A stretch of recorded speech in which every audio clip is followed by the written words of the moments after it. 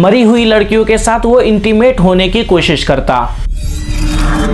कई लड़कियों का तो उसने गोश्त तक पकाकर खाया था। 17 साल 38 गवाह 448 दिन कोर्ट में केस चलने के बाद आज भी किसी को सजाए मौत नहीं दी गई। यूपी के गौतम बुद्धा नगर डिस्ट्रिक्ट में एक सिटी है नोएडा और उस डिस्ट्रिक्ट में एक छोटा सा गांव है निठारी। यहाँ 2005 और 6 के बीच अचानक से कुछ बच्चे गायब होने लगे और जब उन चीजों का रिपोर्ट लिखवाने उनके घर वाले पुलिस स्टेशन पहुंचते हैं तो पुलिस वाले रिपोर्ट लिखने से ये कहकर मना कर देते हैं कि लड़की है, किसी के साथ कहीं भाग गई होगी, आज नहीं तो कल जरूर आ जाएगी। क्योंकि इससे पहले भी कई बार ऐसा केस देखा गया था कि कई लड़कियां और बच्चे जो है अपने घर से भाग जाते थे लेकिन कुछ दिनों के बाद वापस आ जाते थे। लेकिन इस बार प्रॉब्लम ये था कि जो बच्चे गायब हो रहे थे ना ही तो उनके बारे में कुछ पता चल रहा था और ना ही वो वापस अपने घर आती थी। लेकिन दूसरी प्रॉब्लम ये थी कि दिन ब दिन ऐसे ही और भी लड़कियां गायब हो रही थी। लेकिन एक दिन जब कुछ बच्चे क्रिकेट खेल रहे थे तो उनका बॉल जो है गलती से पास के नाले में चला जाता है और जब वो अपना बॉल निकालने के लिए नाले में जाते हैं तो वहां पर उन्हें एक बच्चे का कटा हुआ हाथ दिखाई देता है, जिस वजह से बच्चे जो है घबरा जाते हैं और वहां पे हल्ला मचा देते हैं और काफी लोग वहां जमा हो जाते हैं। और फिर उसके बाद जब पुलिस वहां आती है और उस हाथ को देखती है तो पुलिस ये कहकर इनकार कर देती है कि ये किसी बच्चे का हाथ नहीं बल्कि किसी जानवर का हाथ है, जैसे कि बंदर या लंगूर वगैरह का। और फिर वहीं से ये बात भी टल जाती है और लोगों को भी ये लग जाता है कि हाँ ये किसी जानवर का ही हाथ है, क्योंकि बंदर और लंगूर का हाथ जो है थोड़ा बहुत इंसानों के जैसा ही होता है। और अभी तक जो है करीबन 10 से 12 लड़कियां जो है गायब हो चुकी थी। लेकिन जैसे ही उस इंसिडेंट को 2-3 दिन हो जाता है उसके बाद फिर से कई लड़कियां जो है गायब होना शुरू हो जाती है, जिसमें से एक लड़की का नाम था रिम्पा। रिम्पा जब गायब हुई थी तो उसी वक्त एक करोड़पति के लड़के को दिन में ही किडनैप कर लिया गया था, जिस वजह से पुलिस ना चाहते हुए भी हरकत में आती है और उसे ढूंढना शुरू कर देती है, जिससे पुलिस को यह पता लगता है कि अभी तक निठारी में जितने भी बच्चे गायब हुए हैं वो गायब होने से पहले एक पानी टंकी के पास देखे गए थे और ये पानी टंकी उसी नाले के करीब था जहां पर पहले ही कुछ बच्चों को किसी बच्चे का कटा हुआ हाथ मिला था। अब देखो एक चीज जो है मैं आपको पहले ही बता देता हूं और ये चीज जो है आप गौर से सुनना, क्योंकि अभी सारा कहानी जो है आपको यहीं से पता चलने वाला है। तो देखो एक तरफ जो है निठारी गांव था जो स्लम एरिया था और जहां गरीब लोग रहा करते थे और ज्यादातर बच्चे जो गायब हो रहे थे वो इसी इलाके से जो है गायब हो रहे थे। वहीं दूसरे ओर जहां पानी टंकी था उसी के जस्ट बाद से सेक्टर 31 शुरू होता था जहां अमीर और बिजनेसमैन इंसान लोग रहा करते थे और उसी सेक्टर नंबर 31 में एक बंगला था D5 और D5 बंगला के जो है एक साइड में पानी टंकी था और वहीं पीछे साइड थोड़ा जगह छोड़कर जो है एक नाला था। और जब पुलिस को ये बात पता चला था कि ज्यादातर बच्चे जो है इसी पानी टंकी के पास से गायब हो रहे हैं तो वहां उस गांव में जो है एक और हल्ला फैल गया था कि इस पानी टंकी के पास जो है कोई भूत रहता है, इस वजह से अगर यहाँ पे कोई भी बच्चा अकेला जाता है तो उसे जो है भूत उठाकर ले जाती है। लेकिन जहां अभी गरीब बच्चों का पता नहीं चल रहा था कि 10-12 बच्चे जो है गायब होकर कहां गए, वहीं करोड़पति का बच्चा जो है मिल जाता है और उसे 3 दिन बाद वापस अपने घर भी लेकर आ जाया जाता है। लेकिन अभी भी जो निठारी गांव से बच्चे गायब हो रहे थे उसके बारे में जो कुछ भी पता नहीं चल रहा था, जिस वजह से जो है गांव में विवाद चालू हो जाता है और ये कहकर लोग प्रोटेस्ट करने लगते हैं कि अमीर इंसान का बच्चा जो है तुरंत ढूंढ लिया गया, लेकिन हमारे जो बच्चे गायब हो रहे हैं उसके बारे में अभी तक कुछ भी पता नहीं चला। उसके बाद जो है पुलिस को ना चाहते हुए भी एक्शन लेना पड़ता है और पुलिस जो है आसपास के गांव में जो है तलाशी करती है, लेकिन कुछ भी पता नहीं चलता है। तब पुलिस वाले के दिमाग में जो है एक ख्याल आता है कि हो सकता है इन बच्चों को जो किडनैप कर रहा है वो किसी बड़े गैंग का हाथ होगा जो कि इन बच्चों को जो है कहीं पर बेच देता होगा कहीं धंधा करवाने के लिए, क्योंकि इसमें जितने भी बच्चे गायब हुए थे उसमें से जो है ज्यादातर लड़कियां थी, सिर्फ एक लड़का था और वो एक लड़के को भी क्यों किडनैप किया गया था वो भी मैं आपको बताऊंगा। और दूसरी तरफ कई पुलिस वालों को ये भी लगता है कि ये गैंग जो है बच्चों को उठाकर ले जाती होगी और उसके बाद जो है बच्चे से भीख मंगवाती होगी। फिर उसके बाद जो है पुलिस हरकत में आती है और जितना भी रेड लाइट एरिया था उन सारे जगह पर पुलिस जो है छापा मारने लगती है और कई जगह ये भी कहा जाता है कि पुलिस जो है यूपी से हटकर दिल्ली और मुंबई जैसे रेड लाइट एरिया में भी उन बच्चे को ढूंढती है, लेकिन कहीं पे बच्चों का कुछ पता नहीं चलता है। और साथ ही कई पुलिस वाले बच्चों को उस जगह पर भी खोजने की कोशिश करते हैं जहां पे कि ज्यादातर बच्चे लोगों को उठाकर भीख मंगवाया जाता है, लेकिन इन दोनों जगह से भी बच्चों का कोई भी पता नहीं लगता है। उसके बाद जो है पुलिस फिर से थक हार कर जो है ये केस को बंद कर देती है। लेकिन उसके कुछ ही दिनों बाद फिर से एक लड़की का जो है किडनैप हो जाता है, और इस बार जो लड़की का किडनैप हुआ था वो एक एडल्ट महिला थी और उसका नाम था पायल। पायल जो है अपने घर के सामने से एक रिक्शा लेती है और वो सेक्टर नंबर 31 D5 बंगला के सामने पहुंच जाती है। D5 बंगला के सामने जैसे ही पायल पहुंचती है तो पायल वो रिक्शे वाले को बोलती है कि आप बाहर रुको और मैं अंदर से आकर जो है आपको पैसा देता हूँ। पायल जो है पहले भी यहाँ अक्सर जो है आया जाया करती थी, क्योंकि ये बंगला जो था वो मुनिंदर सिंह पंढेर का था, जो पेशे से एक बहुत बड़े बिजनेसमैन थे। और मुनिंदर सिंह पंढेर जब भी यहाँ आया करता था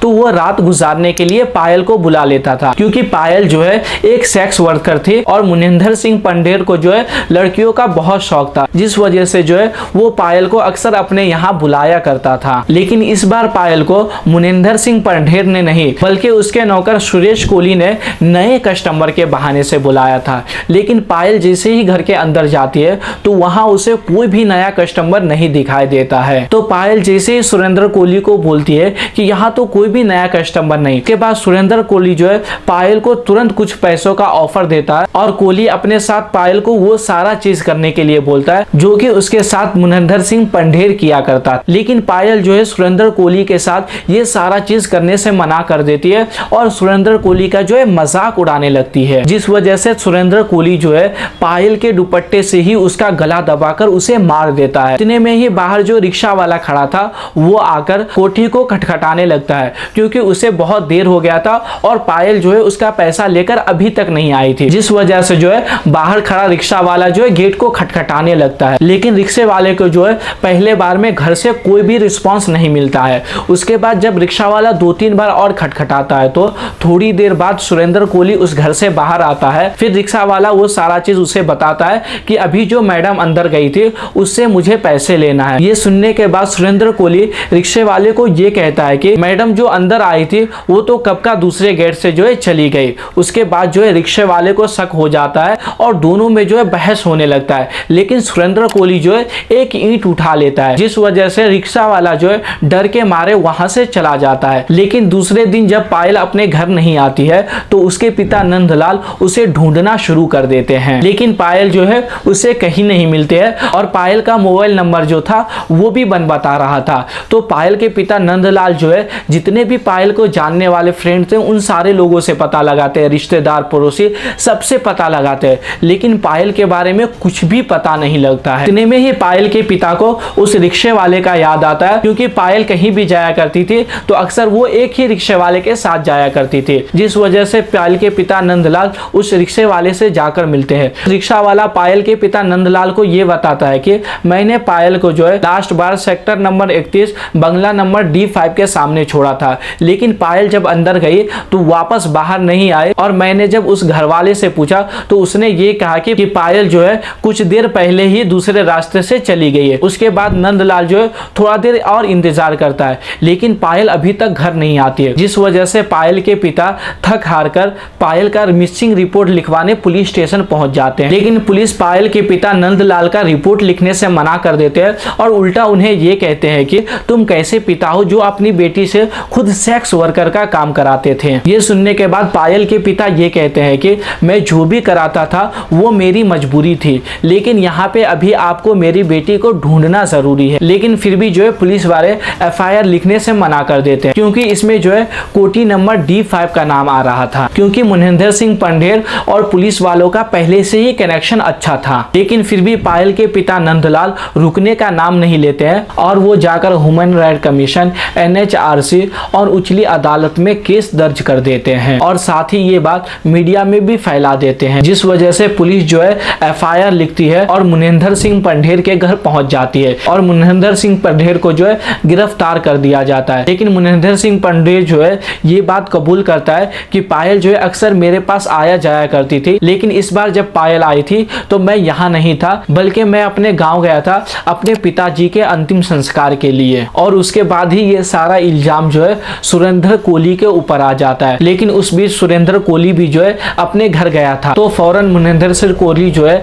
अपने 2 नौकर को उसके घर भेजता है और उसे यहाँ नोएडा में बुला लेता है। नोएडा में जैसे ही सुरेंद्र कोहली आता है, पुलिस जो है उससे पूछताछ शुरू कर देती है। तो सुरेंद्र कोहली ये बात तो जरूर कबूल करता है कि पायल जो उस दिन उसके यहाँ आई थी, लेकिन वो पायल के मिसिंग वाले बात को ये कहते हुए टाल देता है कि पायल जो है कुछ देर बाद ही वहां से चली गई थी। उसके बाद फिर से ये केस जो है थोड़ा दब जाता है और पायल के बारे में कुछ पता नहीं लगता है, और पायल का मोबाइल जो है वो भी बंद आ रहा था, जिस वजह से कुछ भी ट्रेस भी नहीं हो पाता है। लेकिन जैसे ही कुछ दिन गुजरता है, उसके बाद जो है पायल का मोबाइल अचानक से ओपन हो जाता है, और पुलिस जब उस मोबाइल को MAI नंबर से ट्रैक कर उसके पास पहुंचती है, तो वो एक रिक्शे वाले के पास मिलता है। और जब वो रिक्शे वाले से पुलिस फोन लेती है, तो उसके अंदर जो है सुरेंद्र कोहली का सिम लगा हुआ था, जिसके बाद पुलिस जो है उस सिम की कॉल डिटेल निकलवाती है, जिसमें से पुलिस को फिर से एक रिकॉर्ड मिलता है कि पायल का जो है लास्ट टाइम बात हुआ था वो भी सुरेंद्र कोहली से ही बात हुआ था। उसके बाद पुलिस जो है फिर से उसे गिरफ्तार कर लेती है और फिर से जो है वो सब चीज इनकार कर देता है। लेकिन इस बार पुलिस जब उसे ज्यादा टॉर्चर करती है, तब वो सारा चीज बताता है कि उसने 17 से लेकर 24 बच्चों का जो है कत्ल किया था, जिसमें से सिर्फ एक लड़का था, बाकी सब लड़कियां थी। और उस लड़के को जो वो किडनैप किया था, वो भी उसे ये लगा था कि ये कोई लड़की है, क्योंकि उसका बाल जो है बहुत बड़ा बड़ा था। उसके बाद सुरेंद्र कोहली ये भी बताता है कि वो लड़कियों को मारने के बाद उसके साथ वो इंटीमेट होने की भी कोशिश करता था, लेकिन अक्सर वो फेल हो जाया करता। और साथ ही वो ये बात का भी खुलासा करता है कि कई बार उसने बच्चों का जो है मांस भी पकाकर खा जाया करता था। फिर पुलिस वाले उनसे ये पूछते हैं कि तुम बच्चों को जो है बुलाते कैसे थे, तो वो सारा बात बताता है। किसी को मैं टॉफी के बहाने से अंदर बुलाया करता था, या किसी बच्चों को जो है काम का लालच देकर मैं अंदर बुलाया करता था, जिस वजह से गरीब बच्चियां जो है काम के लालच में फंस जाती थी। और वो बच्चों से ये कहता था कि अंदर चलो, मेरे सेठ है,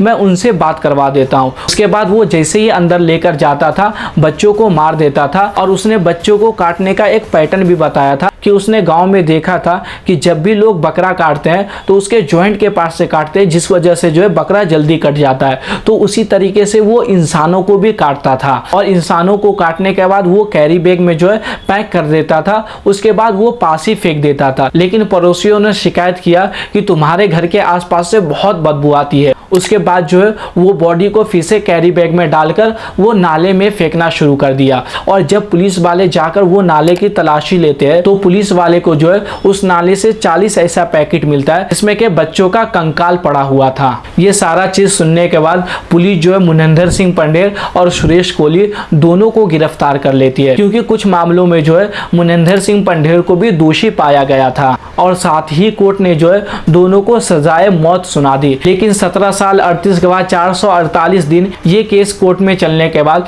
मुनिंदर सिंह पंडेर को बाइज्जत बरी कर दिया जाता है, और उसके नौकर सुरेंद्र कोहली पर भी कई मामलों पे केस जो है खारिज कर दिया गया। कई मामलों पर अभी भी ट्रायल चालू है। लेकिन सवाल ये आता है कि अगर ये दोनों आरोपी नहीं है, तो आखिर इन बच्चों का कातिल है कौन?